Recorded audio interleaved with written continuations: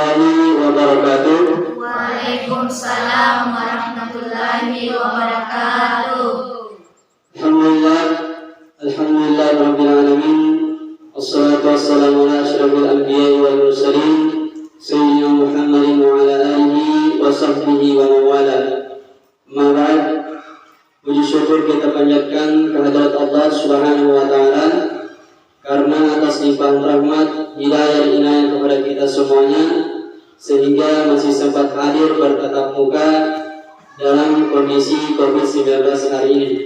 Namun tentu saja kita bersyukur kepada Allah Subhanahu wa taala karena diberikan kesempatan untuk melaksanakan suatu kegiatan, yakni training dakwah yang dilaksanakan oleh OSIS MTS Yasrib Batu Batu.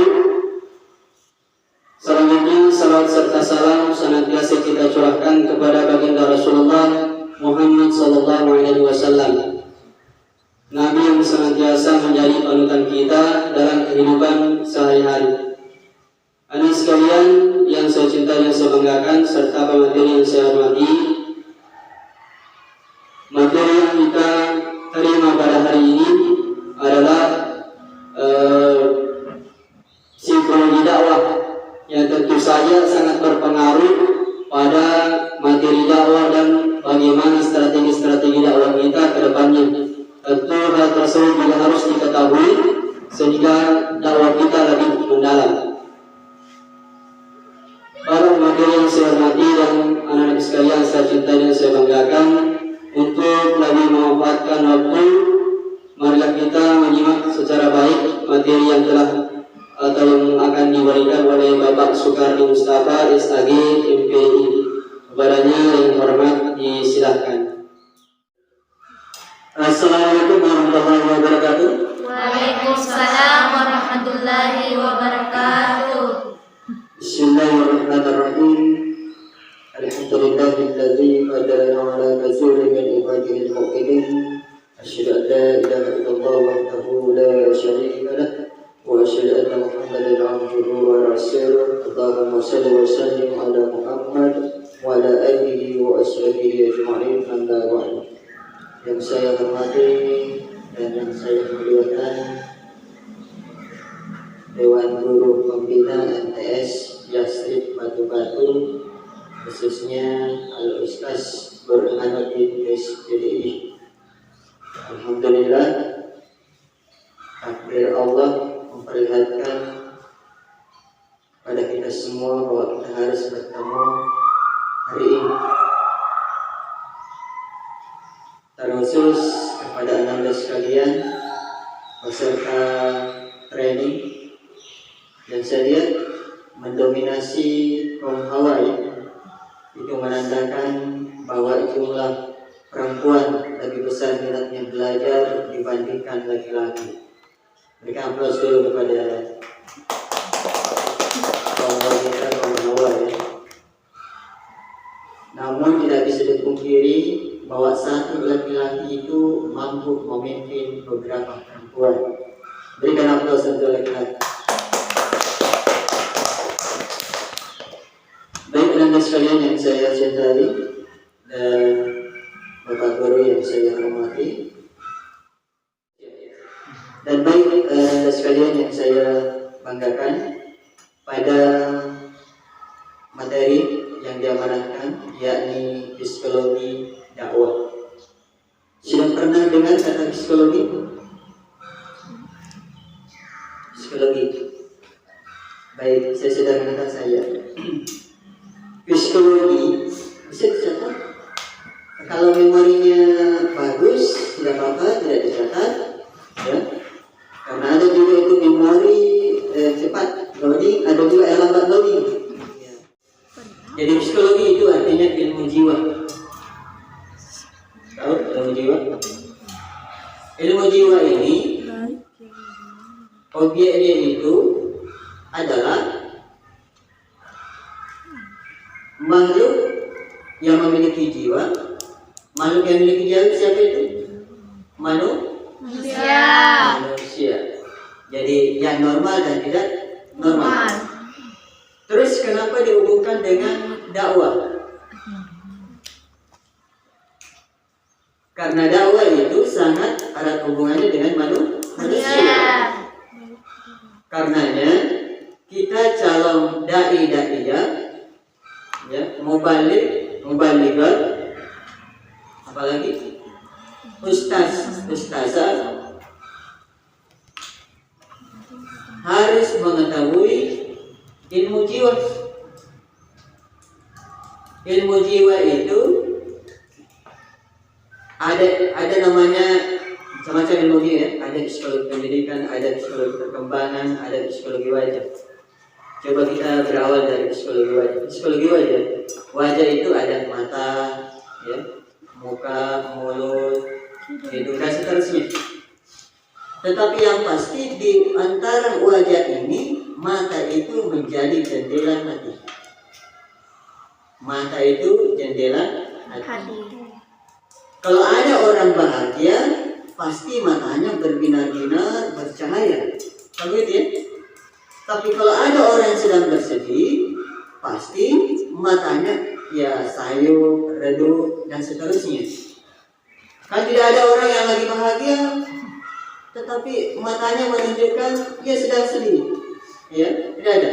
Makanya mata itu tidak bisa berbohong. Ya. Contoh, saat ini matanya menunjukkan sedang bahagia. Coba perlihatkan matanya sedang sedih. Iya. Jadi untuk mengetahui orang baru tetap muka pertama kita sudah bisa baca, oh orang ini sedang bahagia. Itu perlunya seorang mubalik atau dai harus mempelajari, oh yang saya hadapi ini orang yang sedang bahagia atau orang yang sedang sedih. Kalau orang yang sedang bahagia, maka setidaknya kita bisa berdakwah pertama, memberikan nasihat tentang bahagia itu jangan berlebihan. Ya, jangan berlebihan. Tapi kalau orang sedang sedih, maka kita sampaikan bahasa jangan juga terlalu bersedih. Karena kondisi jiwa seperti hari. Hari itu ada siang, ada malam. Ada terang, ada gelap. Kemudian substansi dakwah ada dua. Namanya substansi dakwah, isi dakwah, ya. Isi dakwah itu ada dua. Yang pertama, coba baca dulu surah Al-Imran ayat 104. Coba buka Al-Qurannya. Akilah ya sedang. A'udzu billahi minasyaitonir rajim. Bismillahirrahmanirrahim. Waltakum minkum ummatun yad'una ilal khairi wa ya'muruna bil ma'rufi wa yanhauna 'anil munkar wa ulaika humul muflihun. Sadaqallahul azim. Coba terjemahkan. Ada yang bisa terjemahkan? Ya, silakan terjemahkan. Dan hendaklah di antara kamu ada segolong orang yang menyeru kepada kebajikan, menyuruh atau berbuat yang makruh dan mencegah dari yang mungkar, dan mereka itulah orang-orang yang beruntung. Iya. Jadi dakwah itu ada dua macam. Menyeru kebaikan dan melarang kemungkaran. Kalau kita berhasil keduanya, maka ulaika humul muflihun. Kita akan menjadi terima kasih. Kita semua suka terang, ya, tapi terkadang tidak sadar. Iya. Baik. Jadi ada dua isi dakwah: menyeru kebaikan dan mencegah kemungkaran. Menyeru kebaikan pahalanya sama dengan orang yang melakukan kebaikan tanpa berkurang sesuatu apapun. Saya suruh, silakan membaca Al-Quran, kita menyuruh kebaikan. Dia mendapatkan pahala 1 huruf 10. Berapa huruf tadi itu? Saya juga mendapatkan pahala. Kalau saya saja yang baca tadi, cuma saya yang dapat pahala karena tidak dapat pahala. Ya. Maka itu adalah metodologi dakwah. Ya. Jadi baik, kita sudah tahu tentang substansi dakwah, menyeru kebaikan dan mencegah kemungkaran. Jadi kalau pemula sebaiknya ambil dulu yang pertama, menyeru kebaikan. Nanti kalau misalnya memang sudah bagus dalilnya, pemahaman dalilnya, hukumnya, silakan beralih menjadi mencegah kemungkaran. Kalau mencegah kemungkaran itu ada 3 golongan. Ada 3 golongan ya. Man ra'a minkum munkaran falyughayyiru biyadihi wa in lam yastati fa bilisanihi wa in lam yastati fa biqalbihi wa dzalika ad'aful iman. Apabila di antara kita menyaksikan kemungkaran, maka kata Nabi, hendaklah kalian merubah dengan tangannya, maksudnya kekuatannya. Jadi kalau kita memang kuat, kita rubah dengan tangan kita, ya. Tapi jangan dipukul, bukan itu maksudnya. Pas anak adiknya dilarang, jangan main bentek, langsung mantra minkum munkaran falyughayyiru biyadihi, langsung main tangan. Nah, jangan, bukan itu maksudnya, ya. Jadi kita harus menggunakan metodologi yang bijaksana. Itu di dalam surah An-Nahl ayat 125, ya. Jadi kita harus dengan cara bijaksana. Kemudian selanjutnya dengan tangan sudah, kalau tidak mampu, fa in lam yastati fa bilisanihi. Kalau kita tidak mampu, maka hendaklah dengan lisannya. Maka para mubaligh itu ya dengan lisannya berdakwah. Ya. Kalau pemerintah dengan kekuasaannya atau kekuatannya, itu tangan itu dengan kekuatan. Ya. Jangan sementara posisi kita masih lemah, kita gunakan yang pertama. Maka kita gunakan lisan ini dengan tangan kita. Ya.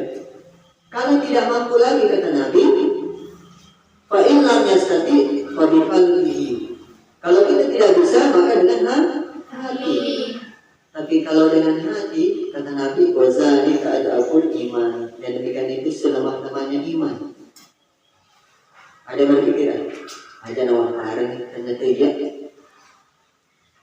Berarti dengan hatinya maka itu orang lemah iman. Kenapa kita harus beramal ma'ruf nahi munkar? Masalahnya ya Allah Ta'ala narekomelo iman cala dia kada tomadosen ini cala macema nasi di kampung. Saya dalam suatu kampung ada bersihkan, ada perjudian. Bukan cuma penjudi itu yang diberikan asal oleh Allah, ya hukuman oleh Allah, tapi orang mukmin pun sekitarnya kena. Itulah pentingnya kita berdakwah. Tidak usah bicara masyarakat dulu, dalam rumah saja. Salat. Sudah salat? Salat subuh semua tadi? Mereka katanya salat subuh tadi. Oh iya, bagus. Yang tidak salat subuh dengannya. Apa masalahnya? Oh ya, halangan. Ya betul. Haram bagi wanita yang haid atau halangan untuk salat. Maka itu juga adalah bagian dari dakwah. Ya. Justru kalau ada yang salat larang itu. Ya. Jadi sebenarnya isi agama itu sederhana, cuma dua, perintah dan larangan. Itu saja. Jadi kalau kita ingin berdakwah, berikan perintah, apa yang diperintahkan? Kebaikan. Apa yang dilarang? Keburukan. Jadi kuncinya berdakwah, mencari kebaikan, mencegah kemungkaran. Ada adiknya yang merokok, dilarang, jangan merokok deh. Itu juga dakwah. Jangan hanya nanti naik di mimbar baru dikatakan dai atau ustaz-ustazah, tidak. Ya. mengambil uang mamanya tanpa sepengetahuannya, ya kalau begitu larang dirinya. Maka berdakwah itu tidak binafsi. Jadi kita mulai dari diri sendiri. Oh, kalau saya ambil uang mama saya ini dicuri namanya, kalau itu saya larang. Maka yang melarang itu adalah hati kita. Jadi kalau ingin jadi orang baik, maka ikutilah kata hati. Ya. Ingin jadi orang baik? Mau? Ikuti kata hati. Ikuti kata hati. Kenapa mengikuti kata hati? Karena kata hati itu adalah mewakili suara Tuhan. Ya. Kalau kita bingung, bimbang, kembalikan ke hati. Makanya ada pepatah atau petua Bugis mengatakan seluk dari kamu pusat nawa-nawa adik malolongan. Artinya ketika kita berada di hutan belantara, kita tidak tahu arah, maka kembalikan kepada hati kita, insya Allah hati kita akan menemukan arah tujuan yang benar. Ya. Kemudian anak-anak sekalian, kalau kita berdakwah, sekali lagi lihat siapa yang diajak bicara atau objek dakwah. Kalau objek dakwah misalnya seumuran, maka lebih menarik itu kalau kita bicara tentang masa depan. Kalau yang lebih mudah diajak bicara, maka bicaralah tentang masa depan. Kalau yang lebih tua diajak bicara, maka bicaralah tentang pengalamannya. Kalau tentang pengalamannya orang tua yang dibicarakan, maka insya Allah pasti berjam-jam kita jadi pendengar yang baik. Ya. Kalau begitu, Pak, saya mau terapkan di rumah. Silakan. Kalau sedang berhadapan dengan adiknya, ceritakanlah tentang masa depannya. Maka ia sangat tertarik. Kalau berdakwah kepada orang tuanya, maka tanyakan tentang pengalamannya. Ketika yang merespon komunikasi kita, maka disitulah kita selipkan dakwah. Contoh, Dek, bagus itu kalau orang yang rajin sholat biasanya disayang Tuhan, disayang Allah. Pasti dia itu senang dengan orang tuanya. Kalau mau didakwai, coba tanyakan dulu pengalamannya. Oh, ternyata memang bapak saya, ibu saya tidak pernah sekolah agama. Kalau mendengarkan cerita, maka selipkan lagi dakwah di situ. Karena berdakwah itu bagaimana menciptakan komunikasi, baik komunikasi lisan maupun komunikasi hati. Ya, mungkin saya pernah dengar istilah bicara dari hati ke hati. Pernah? Bicaralah dari hati ke hati. Kalau hanya bicara hati ke hati, ya tidak bisa terdengar. Karena nanti hati bicara itu terdengar kalau dalam sinetron. Kalau bawa nonton sinetron, itu hebatnya film ini. Didengar itu suara hatinya. Ya, itu hebatnya. Tapi kalau misalnya di antara kita masih bahasa hati ke hati, yakni kita lebih cenderung berbicara tentang suasana hati kita, bagaimana menciptakan kenyamanan. Ya, kenyamanan. Jadi psikologi dakwah menyampaikan dakwah itu juga tergantung dari cara berbahasa.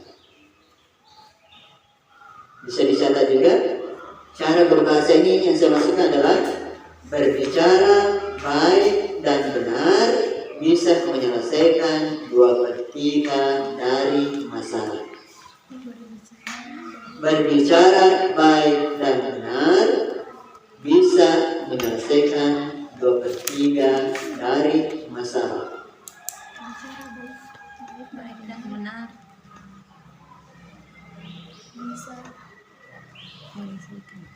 Menyelesaikan 2/3 dari masalah. Contoh, kalau misalnya masuk kantin tidak ada uangnya, kan itu masalah ya? Masalah. Tapi punya teman baik, cukup dengan berbicara. Apa bisa bahasanya? Ya, otomatis kalau misalnya kita serahkan bagi sponsor ini ya, Tenggo. Oh ya, ternyata kalian yang sponsori oleh Tenggo ya. Ya. Jadi kalau misalnya temannya beli begini, kan banyak bagiannya ya, kayak biskuit. Berarti bukan cuma satu orang yang bisa makan, bisa lebih dari satu. Artinya dengan bahasa kita, sekalipun kita tidak punya uang, kita juga bisa makan. Ya? Atau kalau misalnya diinjak kakinya orang, dengan berbahasa, dengan berkata-kata, betul kita injak kakinya orang, maka kita ucapkan maaf, saya tidak sengaja. Langsung mengatakan, oh tidak apa-apa. Ya sekalipun maaf bukan limba kejina, ada jasa batu. Ya, itu hebatnya sebuah kata-kata. Tapi coba kalau misalnya kita macam-macam ketika menginjak kakinya orang, ia marah, kita juga marah, maka terjadilah perselisihan, bahkan pertumpahan darah. Makanya ucapan itu istilah kerennya sekarang itu mulutmu harimau. Harimau itu bisa makan orang sama dengan mulut. Kalau mulut bersifat seperti harimau, maka siapapun bisa dimakan dan ditelan. Artinya apa? Kita bisa menjadi orang puas dari menjaga lisannya. Ya. Jangan suka mencela. Jadi pada prinsipnya, kalau tidak bisa menyenangkan, minimal jangan menyusahkan. Kalau tidak bisa memperbaiki, minimal jangan merusak. Ya. Kalau tidak bisa memuji, minimal jangan mencela. Ada juga teman itu baru 5 menit diajak bicara, kita sudah tersinggung 10 kali. Saking kasarnya bicaranya. Jadi kalau orang suka mencela, saya yakin dia akan tersisih tanpa disisihkan oleh orang. Kenapa? Karena aturan agama itu adalah menciptakan kehidupan yang normal. Sementara dalam agama mencela itu sangat dilarang. Ya. Jadi kemudian selanjutnya, karena ini berkaitan dengan psikologi, saya sampaikan bahwa yang bisa menggerakkan manusia berbuat baik atau berbuat jahat itu ada 3 potensi dalam diri. Yang pertama adalah akal kita. Jadi akal kita ini, kalau ia mampu mencerna yang positif dan mengesampingkan yang negatif, maka kita akan berpikir positif. Ya. Kemudian kedua, al-qalbu, hati kita. Hati kita inilah yang akan menyeleksi mana yang baik, mana yang buruk. Ya. Mana tuntunan Tuhan, mana tuntunan setan. Hati. Jadi kalau ada masalah, kembalikan ke hati ini. Tapi Pak, saya ini masalah saya bukan masalah akal, tapi masalah hati. Terus kenapa memang hatinya? Saya sudah berkali-kali patah hati. Oh, ya kami cerita itu. Ya. Kalau patah hati, ucapkan alhamdulillah. Loh, kenapa Pak mengucap alhamdulillah? Iya. Untung saya belum menikah dengan dia sudah mengkhianati saya. Coba kalau saya sudah menikah, kemudian mengkhianati saya, maka saya jadi janda. Ya, jadi kalau ada yang patah hati, ucap alhamdulillah. Kenapa? Alhamdulillah. Terlalu cepat Allah memperlihatkan kepada saya kebaikannya. daripada nanti sudah dinikahi baru dikhianati, kan jadi gagal nanti. Ya, bisa alhamdulillah. Makanya jangan mudah tergoda dengan ucapan laki-laki. Ya, saya tadi mengatakan bahwa betapa dahsyatnya sebuah kata-kata itu bisa merubah orang. Betapa dahsyatnya sebuah kata-kata dengan mengucapkan syahadat, orang kafir menjadi orang muslim. Betapa dahsyatnya sebuah kata-kata, laki-laki dan perempuan bisa halal dengan ijab kabul. Dahsyatnya sebuah kata-kata. Seperti itulah dahsyatnya ketika kita berdakwah, berceramah, berbicara, mudah-mudahan orang bisa mendengarkannya. Maka kita harus selalu berdoa, Rabbi shrahli sadri wa yassir li amri wahlul 'uqdatam min lisani yafqahu qawli. Jadi sebelum berbicara di mimbar, baca itu. Ya, bisa juga menjadi mukadimah dalam berbicara. Bisa? Ya. Alhamdulillahirabbil alamin. Rabbi shrahli sadri wa yassir li amri wahlul 'uqdatam min lisani yafqahu qawli.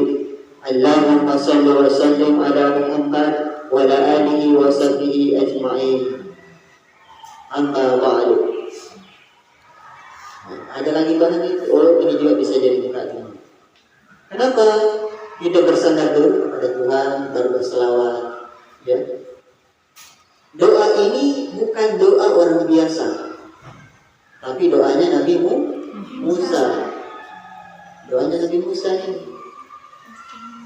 Sebenarnya kita orang Islam itu dilengkapi berbagai macam cara untuk melawan pengaruh setan.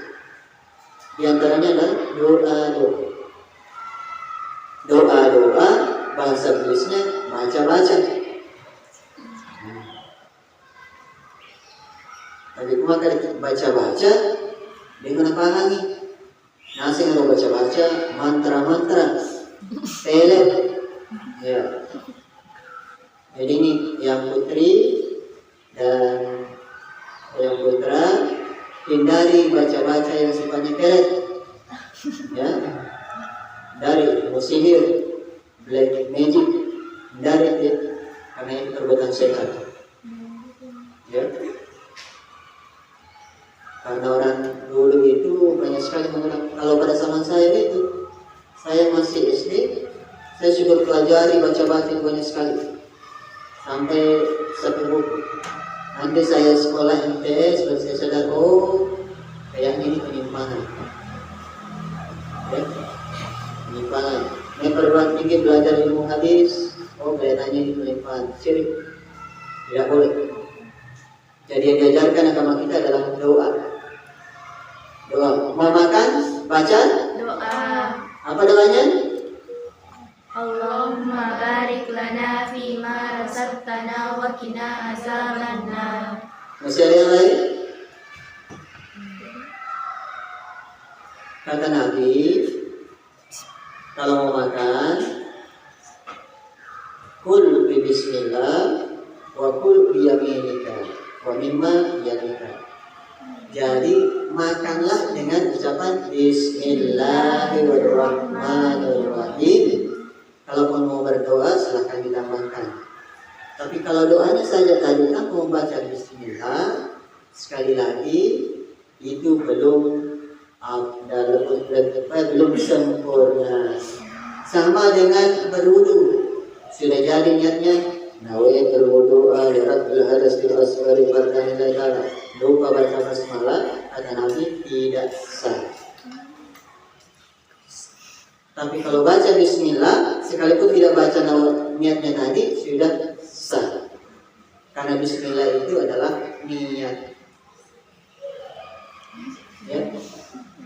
Kemudian mau tambahkan lagi nawaitunya silahkan. Tapi utamakan bismillah. Termasuk kalau makan bismillahirrahmanirrahim. Kebetulan di hamba alam dan kanan itu sudah sah. Cukup bismillah sudah.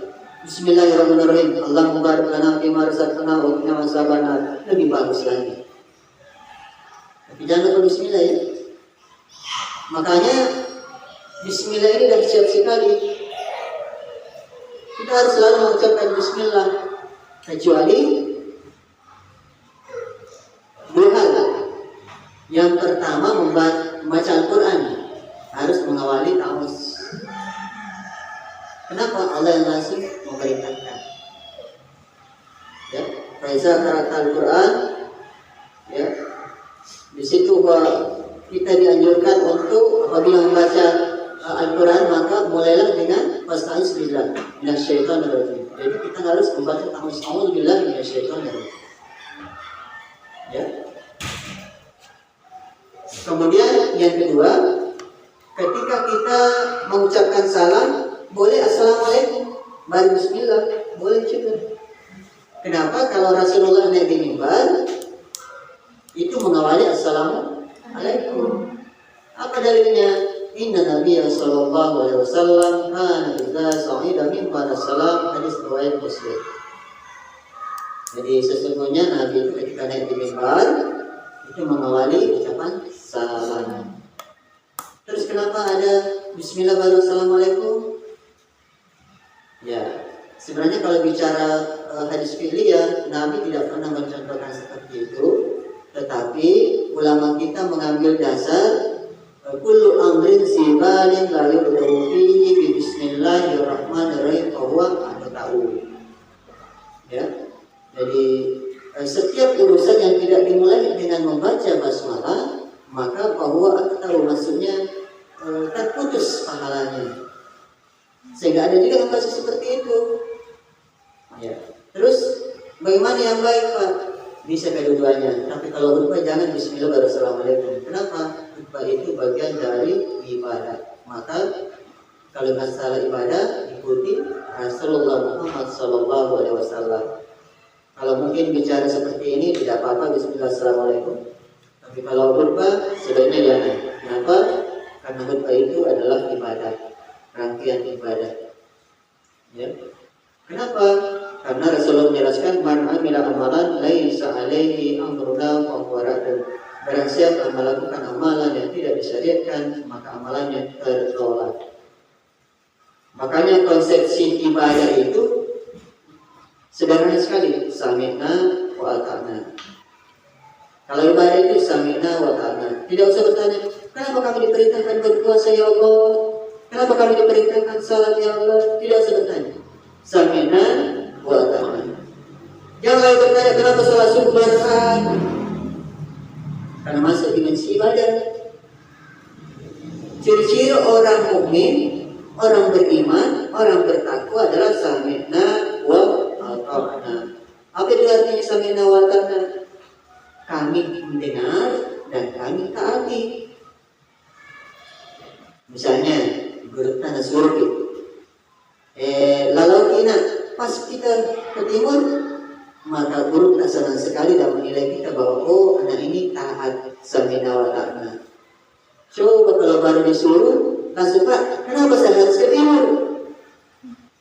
Pertama menyakiti perasaan guru kita.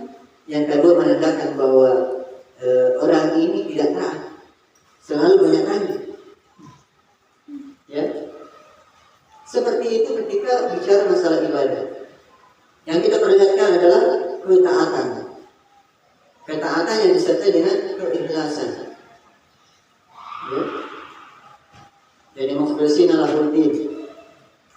Jadi kita harus mengawali aktivitas kita dengan ikhlas. Ikhlasun niyyah. Jadi kita harus ikhlas.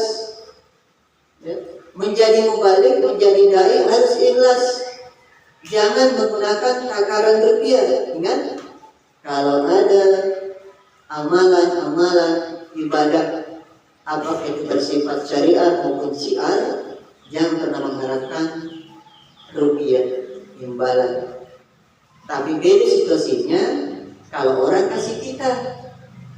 Kalau orang kasih kita misalnya anak-anak pergi ceramah, oh dikasih amplop, ya tidak apa-apa diambil. Tapi kalau nanti ia ceramah, kalau ada amplopnya, ini yang dilarang oleh agama kita. Ya. Termasuk nanti imam tarwih, ada yang kontrak imam tarwih, jangan gunakan standar. Berapa nak? Nanti 7 juta 1 bulan. Maka ingat, selama ia jadi imam, sekali lagi dia tidak termasuk orang-orang yang ikhlas.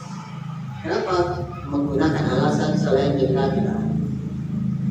Tapi kalau pengurus masjid memberikan itu tanpa ada bahasa dari kita, tidak ada masalah.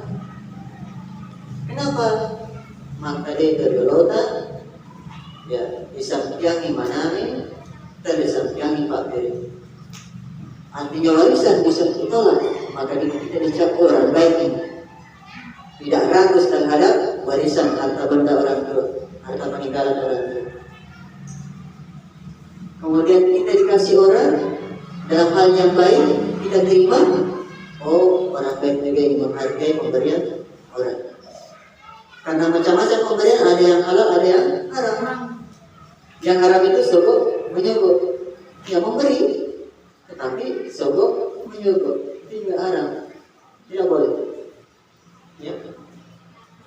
Baik anda sekalian, calon mubalik, mubalighah, calon dai, daiyah.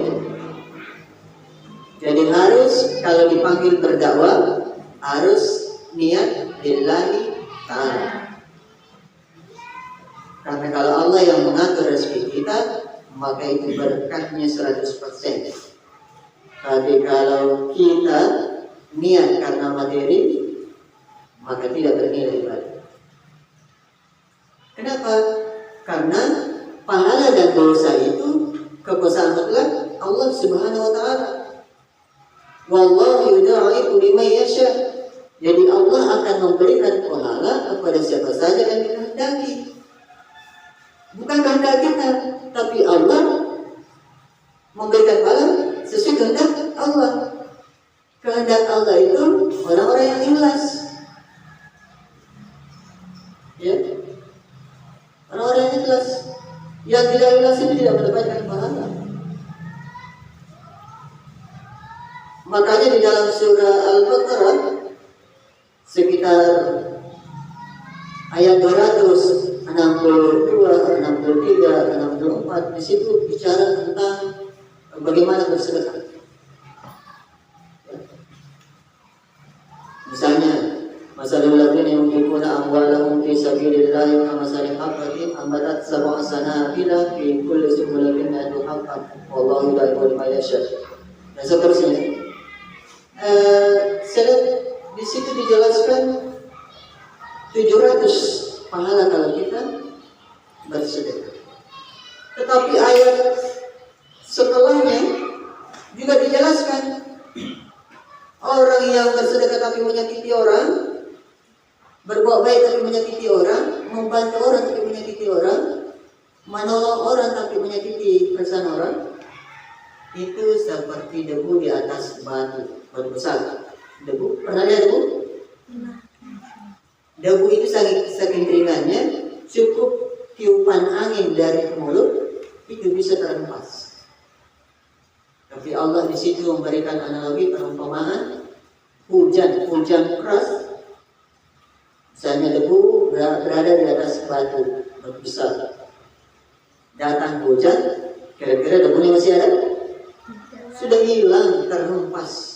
Seperti itulah balasan orang-orang yang berbuat baik tetapi menyakiti perasaan orang, tidak ikhlas dan seterusnya. Jadi kalau mau membantu, jangan pernah menyakiti orang. Ya, contoh, ada temannya pinjam pulpennya dulu. Oh ya, silakan dipakai. Tapi ditambah lagi di belakangnya, silakan dipakai. Tapi kalau habis diganti ya. Menyakiti orang. Ya, jadi kita harus ikhlas. Ikhlas ya. Ikhlas, definisinya ikhlas itu seperti surat Al-Ikhlas. Tahu surah Al-Ikhlas? Apa itu? Qul huwallahu ahad. Qul huwallahu ahad, sekalipun namanya surah Al-Ikhlas, tapi tidak ada kata ikhlas di dalamnya. Seperti itulah keikhlasan kita. Ya. Surah Al-Ikhlas namanya, tapi tidak ada kata ikhlas di dalamnya. Seperti itulah keikhlasan kita. ikhlas itu seperti dulu di dalam toilet, membuang sesuatu, tapi kita tidak pernah protes. Ya, mentah-mentah tadi malam makan sate ayam, pas paginya keberatan, loh jangan dikasih keluar satenya. Iya, gitu. Jadi tidak boleh. Ikhlas ya, plong. Maka seperti itulah rasanya. Jadi saya berharap Anda sekalian pertama adalah pilih kita ikhlas. Kembali kepada psikologi dakwah. Psikologi dakwah. Kalau kita berdakwah kepada seseorang, kemudian dia menerimanya, ingat bukan karena kita, tapi karena hidayah Allah. Karena Rasulullah sendiri sudah menjelaskan, innama ana muballighun wallahu yahdi.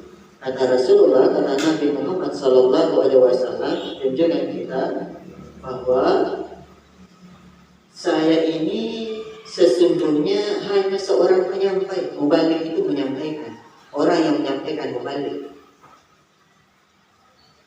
Wallahu yahdi, tapi Allah yang berikan hidayah.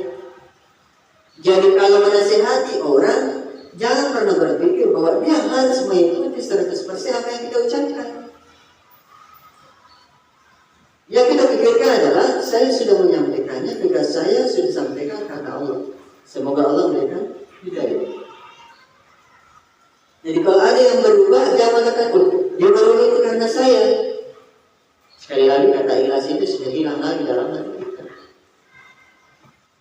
Ya, yang kita bahwa saya sudah dakwahi mereka, alhamdulillah, segala puji bagi Allah, Allah yang berikan hidayah sehingga ia melakukan yang baik atau yang benar. Tapi dalam berdakwah yang paling susah itu risikonya adalah nahi mungkar. Nahi mungkar, asal disampaikan kemungkaran, hampir di antara 10, 9 orang yang keberatan. Tapi kalau kita menyampaikan kebaikan, menyeru kebaikan, di antara 10 paling-paling cuma 1 yang keberatan. Nah begitu ya. Kalau saya mengatakan makanlah di waktu lapar, pasti tidak ada yang keberatan. Semuanya senang. Tapi coba saya mengatakan jangan makan sekalipun kalian sudah lapar di bulan Ramadan. Banyak yang keberatan, mulai dari penjual sampai orang tidak suka puasa, marah-marah. Jadi kalau kita berdakwah di nahi mungkar, usahakan kuatkan ilmu, miliki dulu ilmunya. Yang kedua, kuatkan mental kita. Yang ketiga, galang pertahanan. Makanya mubaligh itu harus dibekali bela diri juga. Bagus itu kalau dibekali bela diri. Ya, apakah bela diri menggunakan kemampuan lisan? Apakah bela diri menggunakan fisik, yakni silat, karate, taekwondo dan seterusnya? Ya. Ataukah bela diri dengan perlindungan hukum? Ya. Intinya adalah usahakan Anda sekalian memiliki keberanian karena Allah. Karena Allah sendiri menjelaskan, orang-orang yang menyuruh kepada kebaikan dan mencegah kemungkaran, maka ia akan memperoleh kemenangan. Ada yang menerjemahkan kejayaan. Mau menang? Mau menang? Mau. Mau jaya? Mau. Syaratnya cuma 2. Sampaikan kebenaran dengan berdakwah, menyeru kebaikan, dan melarang kemungkaran atau mencegah kemungkaran. Ya. Ada tanya jawab ya? Jam berapa tanya jawabnya? Baik. Kalau tidak salah tadi SMS-nya 8:30 sampai 9:30. Oh ya baik, masih ada 5 menit. Jadi kesimpulan saja dulu. Yang pertama, psikologi adalah ilmu jiwa. Jadi mempelajari tentang jiwa normal